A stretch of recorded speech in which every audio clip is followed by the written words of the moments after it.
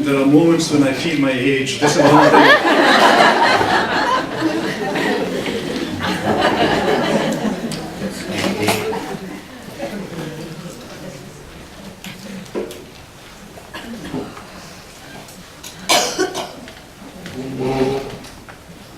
Brian Swim, he's one of these evolutionaries and cosmologists. He had a most beautiful image when he said, what started off as molten rock now sings opera. The most beautiful way of putting it. And I often think of that when I look around and see things. Ballet, or ice skating, or people on skateboards and, jumping around.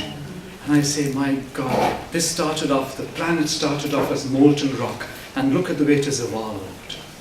It's there. And how grateful we must be for this magnificent gift of life, and all we have needed to sustain it over the last hundreds of thousands of years. Yet today, it is under threats never felt before in its entire unfolding journey. We need a deep spiritual conversion to the earth. This involves several discrete turnings at once. And I'm going to speak about some of these. I'm going to speak about 3 of them. 3 ways of being converted to the earth. Intellectually, it entails moving from an anthropocentric human way of looking at it, mostly androcentric, male view of the world, to a wider theocentric one that has room for other species to be included in the circle of what is religiously meaningful and valued. It means letting go of a philosophy shaped by hierarchical dualism that prizes spirit over matter in favor of one that also intensely values physical and bodily realities as God's good creation. You know that John Paul II had his whole theology of the body. It's part of this movement to realize that all is good. When God looked at creation, all was good.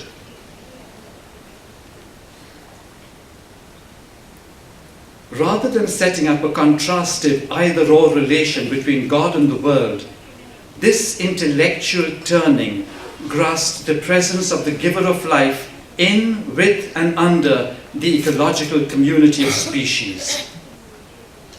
Moving from denial that allows us to slack off under the weight of ignorance, it opens our eyes to the global impact of our everyday actions.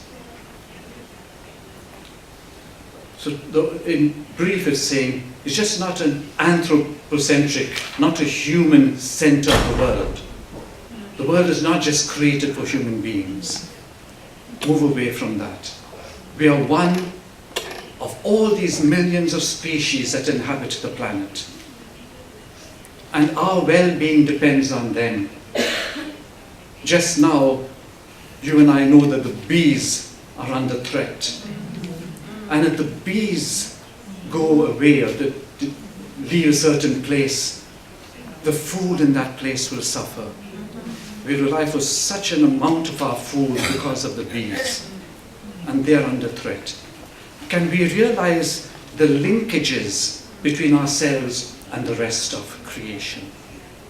Can we look at some of these other creatures and see in their eyes wisdom?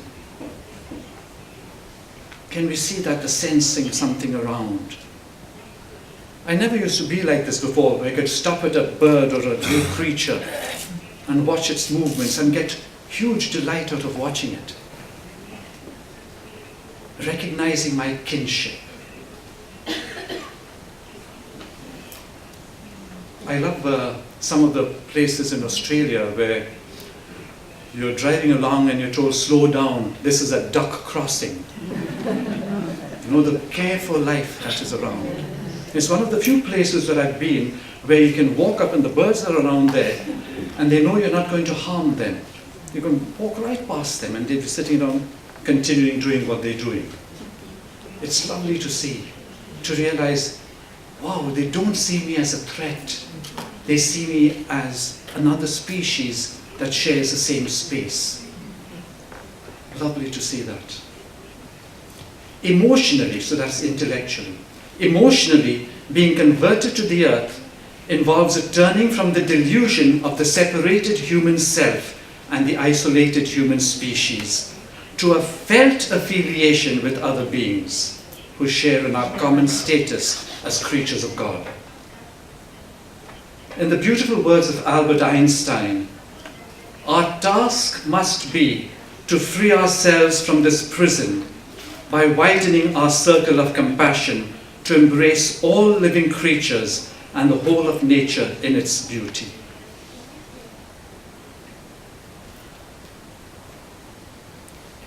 Francis of Assisi had that.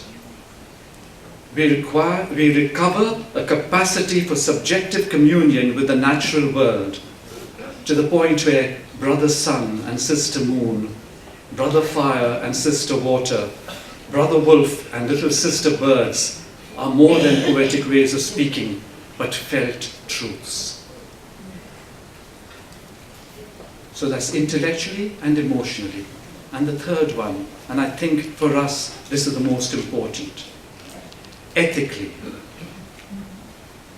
Ecological conversion entails the view that in our day, a moral universe limited to human persons is no longer adequate. We are waiting for this encyclical, some say it's on the 16th of the month, waiting for this encyclical from the Pope. Some of the scholars, like Ilia Delio, you've heard of the Franciscan sister, she feels that it will be groundbreaking in the sense it's the first time an encyclical is on the ecological question and therefore of immense value. But she cautions us not to be too disappointed because she says the cosmology out of which it will arise is the same old cosmology. But she said, don't let that take away from the fact that it is groundbreaking. Scientists tell us that from the Big Bang to now was 13.7 billion years. If we expect to change tomorrow, it takes its time. Evolution takes its time. It's there. We need to widen attention beyond humanity alone and recenter vigorous moral consideration on the whole community of life. Ecological degradation is not just one more issue to be addressed along with the misery of racism, poverty, domestic violence, and other human ills. You know, like so many of our congregations, we have all these other pieces that we're fighting, and then we add saving the planet as another one. And they say, that's not the right thing to do. Saving the planet is the umbrella. All the others come under it. Because if you didn't have a planet, you don't have to worry about the others. And all the others are linked to this value. When we can see ourselves as planetary beings related to one another, all these others will slowly take care of themselves. And so we are invited to see this as the heart of it all.